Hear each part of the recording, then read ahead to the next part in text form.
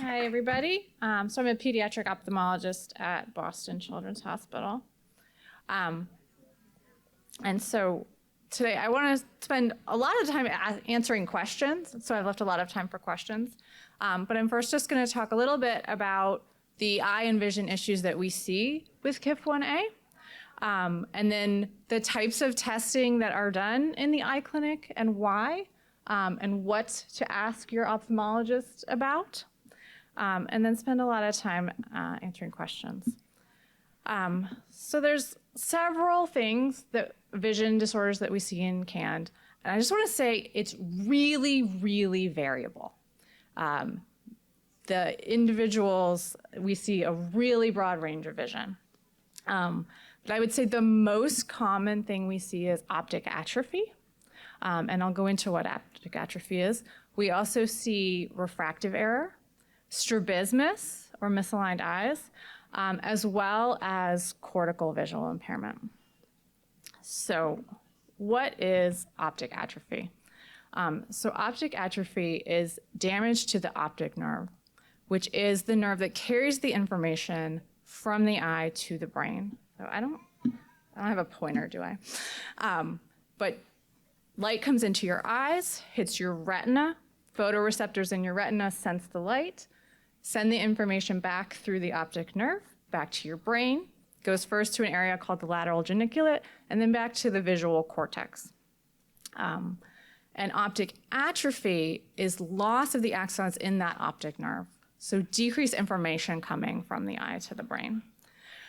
Some of the symptoms of optic atrophy include decreased visual acuity, so what you can read on the chart, loss of visual field, how much of the vision you can see, as well as color vision deficits. And I will say the majority of patients with KAND that we've seen have some degree of optic atrophy.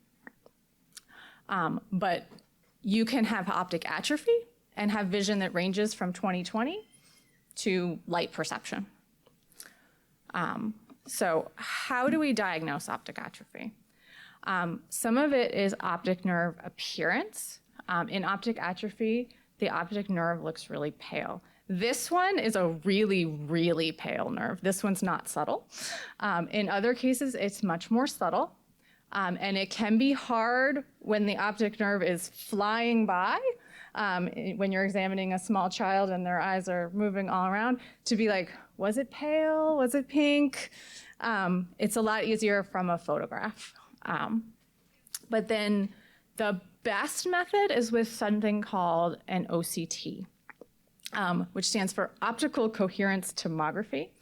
But it's a special photograph that actually takes like a slice, like an optical slice through the retina, and you can see all the layers. And when we do it around the optic nerve, it measures the thickness of the optic nerve.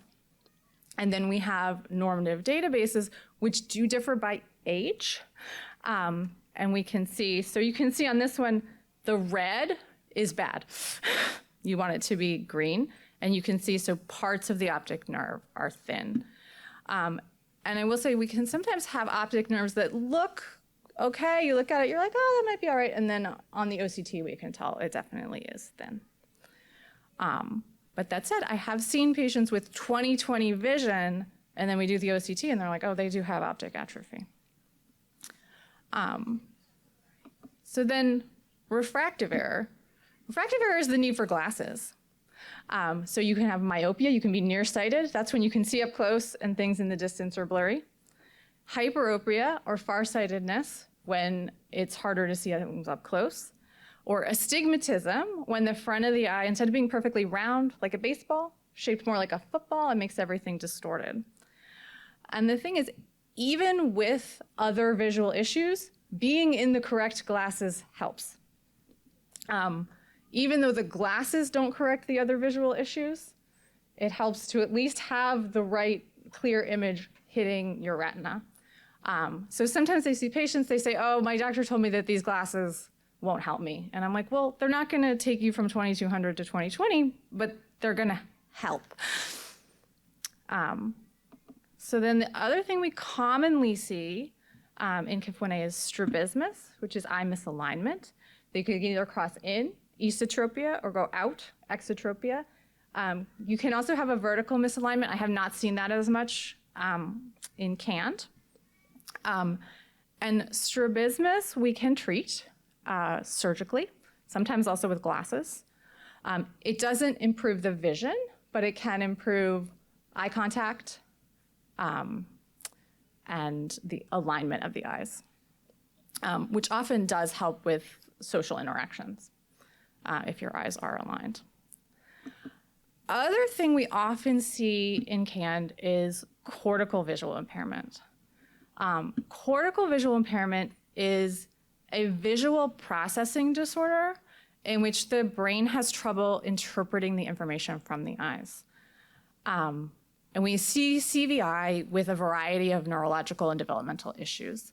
CVI itself is highly variable. And historically, the diagnosis of CVI required a normal eye exam. So if we would say, if you have optic atrophy, that explains your vision loss, you don't have cortical visual impairment. We now realize you can have cortical visual impairment on top of eye issues, but it can be really hard to tease out what is coming from the optic atrophy and what is cortical visual impairment. So what kind of tests do we do in the eye clinic? So we do visual acuity testing, which is to measure vision.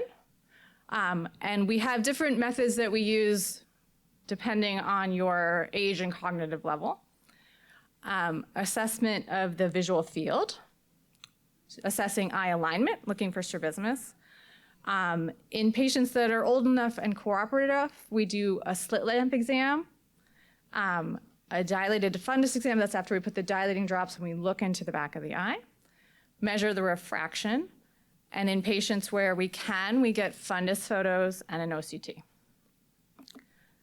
So visual acuity testing, the method depends on your age and cognitive ability. For patients who can, we ask them to read letters on the chart, as I'm sure most of you have done. If a patient doesn't know letters, but can do shapes, we have shapes. We also have a card that shows the shapes, and sometimes they can match.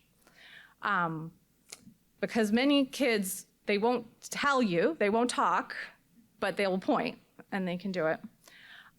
For children who can't do matching, we have a test called the preferential looking test. We have these cards, and one side has stripes on it. You hold them up, and if you can see the stripes, you look at them. You can't not. And so we have progressively smaller stripes, and we hold them up until the child doesn't look at the stripes. They do still have to, you have to have them at least engaged, so a kid who's like screaming on the floor you can't really do it. For visual field testing is much harder. The sort of traditional formal visual field test is called a Humphrey visual field test. It's difficult to do and generally not reliable until about age 10, even in a typically developing child. I've done it. It's really a horrible test. You sit there and you press a button if you see the light. Your sort of standard thing is called a confrontation visual field, where you have the patient look at you and you show things kind of in each side and you see if they respond. In children, we often just will like hold up a toy and see if they look at the toy. And with that, you can find big visual field defects, but not the subtle ones. There's another type of visual field test called a Goldman visual field test, in which you use a moving stimulus. We can often do that starting around age 6, but it's offered in very few places and requires specialized equipment and specially trained examiners. So, tests of eye alignment. What we generally do is have the patient look at a movie that we're showing at the end of the room, and first you just look at them. And then we cover one eye, uncover it, and see if it moves, and then cover each eye independently and see if they move and pick up fixation. And then we hold prisms in front of the eye to measure the degree of the strabismus. We repeat these tests with the patient looking up close, usually either with a sticker or a near target. So this is what a slit lamp looks like. For people who can cooperate enough to sit in the slit lamp, it's a big microscope. It lets you see the eye like 10 times bigger and just get a better look at the front of the eye. And then the dilated fundus exam, if any of you have seen me, it's my magic hat. And you can use it to see the back of the eye. And then refraction is measuring if you need glasses or what. And so most adults know you've gone to the optometrist and they say which is better, one or two, one or two. That is not how we do it in children.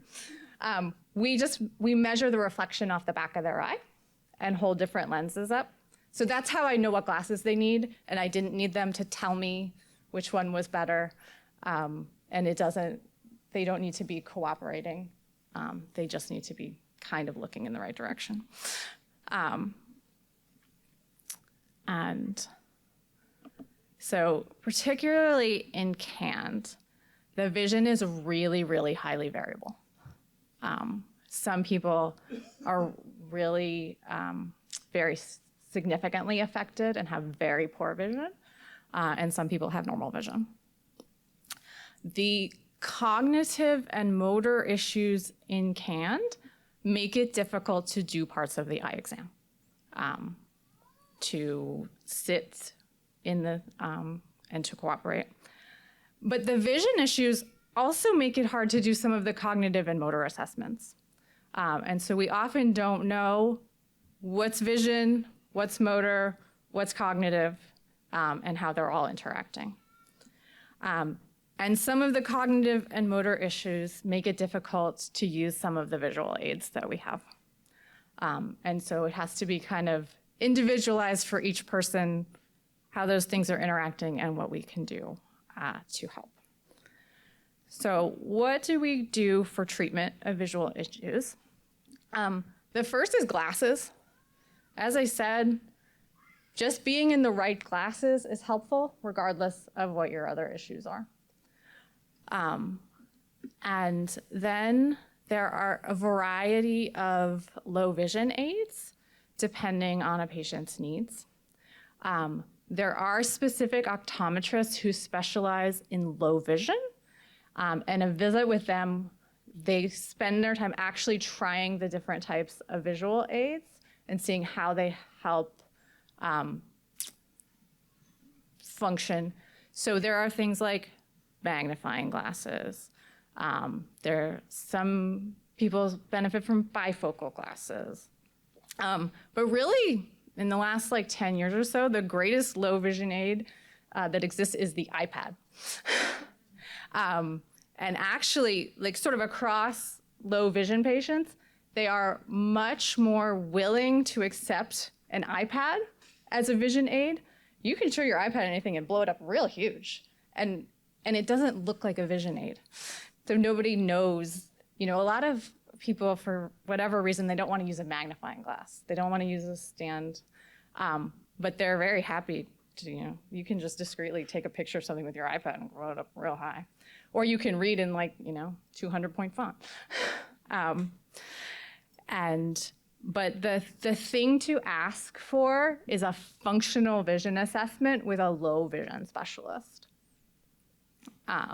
to really go over what are the visual aids available and what would be helpful for your particular child.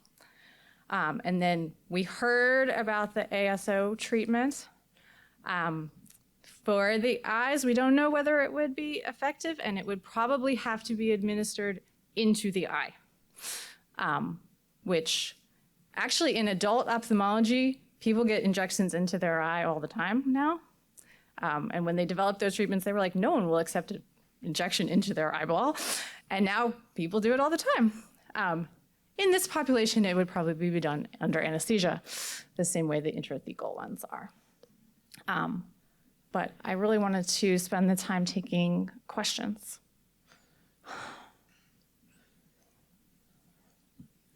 Excellent. Yeah. If we go one more. Oh, That one's just... Oh, that's an extra. Questions or thoughts, anybody, about their experiences with vision? What's the difference between a functional vision assessment and a CVI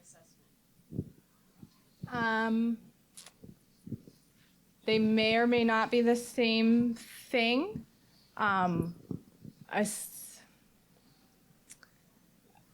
It depends on whether somebody could call just sort of a normal eye exam a CVI assessment, or they could call a functional visual assessment a CVI assessment. Oh, Janie? So when you have a child does a eye exam,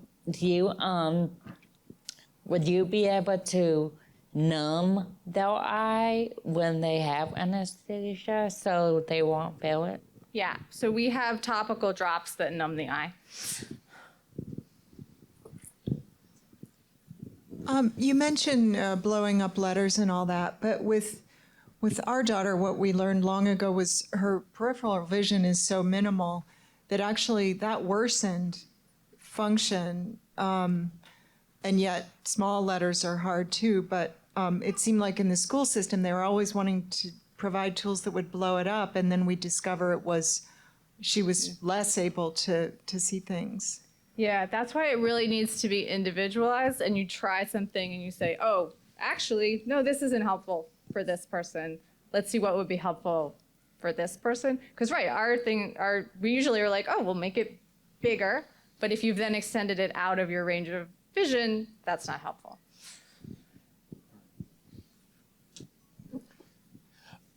I know that you had mentioned surgery for strabismus, and I wonder, in a lot of these considerations, we're thinking about progression, and if you do an intervention, could the system progress further?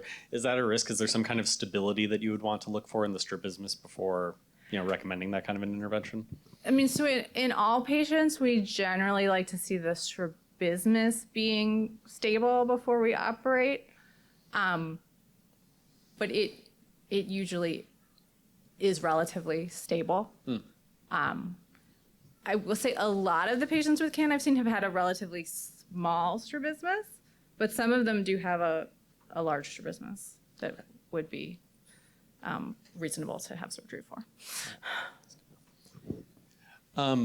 Marianne, I wanted to throw you into it again because you had mentioned you just came from some CVI stuff. Is that an experience you'd be willing to talk about a little bit? You have a lot of, okay, yeah. Have at it. Hi, I'm Marianne. My son Nathaniel is in the other room. So our journey started because he presented early with ocular problems with vision issues, and they thought he had ONH and then septo-optic dysplasia, and then that all came back normal. Just a few things. So we've come, sorry, Dylan, what did you want me to talk about? About CVI? Yeah, so he has CVI, so that's why I was asking about a CVI assessment. We've been told that he has very low actual vision, so he's registered blind in the UK, but he has very high functional vision. So we found making things as CVI accessible as much as possible has been the best thing to utilize that plasticity in the brain and help him see and teach him to see. Obviously, I'm sure all of our kids have good days and bad days, good times and bad times. He also has an alternating strabismus, so it switches between eye to eye, even in an eye exam. So just to That's normal. make it super fun. No, that's normal. Yeah. Strabismus does that. Yeah. Just depends on which eye. But I would say probably the CVI is one of the most things that is quite important in our kids because they might have normal eye exams, which is what we've had with Nathaniel until very recently. But he doesn't yet see, and he struggles to understand. And if he can't see, then he can't access tools, and he can't learn from what we're trying to teach him. And we found that as we've helped him with his CVI, he's become more independent. He can play with toys. He can interact with toys. And as a result, he's a much happier child. But yeah, anyone wanted to talk about CVI, I'm here. This CVI is really variable, both between individuals and like within an individual over the course of even a day. But one of the things that's most helpful in CVI is simplifying the visual environment. So kids with CVI can often, if you give them 2 choices, they can see those objects and they can tell you, which one is a cat and which one is a dog. But if you put 10 things, they can't process it and they can't pick the cat out of too many things. Some children with CVI have a preferred color, which you just have to kind of figure out. And then if you present things in that color, they're more likely to respond to them. But it's different for each kid, so I can't just tell you, like, oh, present everything in red. That works for some, and then others hate red. Some kids with CVI have trouble with seeing motion. Others, that's not an issue. And so it's really variable, and you have to kind of figure it out. Hello? Okay. So if someone has optic nerve atrophy and you want to do more assessments to better understand what their vision is, what test should you be asking for? So visual acuity, and then the OCT really gives you a measurement of how bad the optic atrophy is. But as I said, I've seen people with what look like pretty bad nerves who actually have pretty good vision. So it kind of just depends, like, which particular axons they have lost.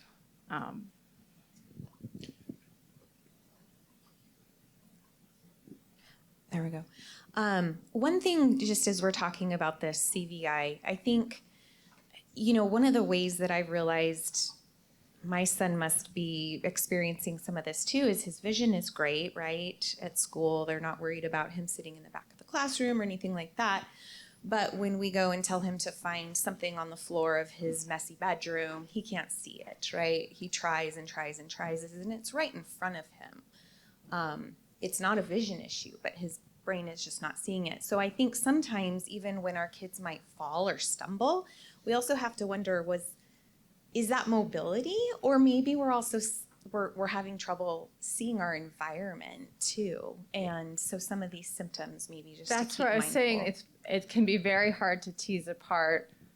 Sometimes kids with CVI have trouble with depth, and strabismus can give you trouble with depth perception. So like stairs. Can you not do stairs because of your mobility issues? Can you not do stairs because you can't see where the steps? Generally putting something really bright, like big contrast at the edge of the steps, like you see in public where they put like the, helps with that where the edge of the step is. But yeah, they all interact, and it can be very hard to pick apart what's happening. I do want to touch on a Slido question, which is, once you notice the optic nerve paleness, have the neurons already be lost? Is there anything that you can do to either slow the progression or improve the optic nerve paleness? To grow them back, not yet. To slow the progression, maybe. But generally, in the optic nerve, once it's lost, it's lost. My question is actually kind of similar to the one that's right at the top about nystagmus. A lot of what you're sharing about is ringing true with what we've seen in our daughter, and it's kind of befuddled us over the years, like normal vision exam, but fails every screening exam and can't see things. And one of the strangest to observe things for us as parents has always been this nystagmus, and it's very prominent, and sometimes when looking at things, she will kind of turn her head like that. And I'm just wondering if there are ways to adapt for the nystagmus that the child is experiencing, or what are some tools for kids who have pretty significant nystagmus? So for nystagmus, some kids have what's called a null point, which is a certain gaze position where the nystagmus is the least. So she moving her head like that, she may be searching for her null point. There are some kids who adopt always like the same head position, like this. She's a chin up. So we can do surgery for that, where we we move the eyes so that the null position is straight ahead. It doesn't get rid of the nystagmus, but it helps the head position, and it helps the best vision be when you're looking straight ahead. There's some people who think just doing eye muscle surgery helps the nystagmus itself. The sort of more mainstream answer is it helps the head position, and the nystagmus may or may not improve. I think we're going to take 2 more questions. I think we see somebody here and then over across the room. Aside from asking for a functional vision assessment, what other questions should parents be asking their vision providers? Is there optic atrophy? Do you see signs of CVI? I will say a lot of CVI is based on symptoms reported by the parents. There's sort of a series of questions that we ask about how the child functions in their environment that tells us a lot more about CVI. You know, because the traditional definition of CVI required a normal eye exam, so there's not necessarily that much we see on the exam. But bring up the idea of CVI and the idea of optic atrophy. The vast majority of people with KAND have optic atrophy. Dylan, I think we can take one more from Slido. Is there one that you're reviewed up there that you'd like to address? I guess people did have questions about the maybe, what the options that might slow optic nerve atrophy. Now, is that something in which there are current options, or is that something that, that would take development in order to find those kinds of therapies? That would take development, or potentially the ASO that has been used, could potentially be used in the eye. Great. All right. Well, thank you, Dr. Whitman. This has been excellent.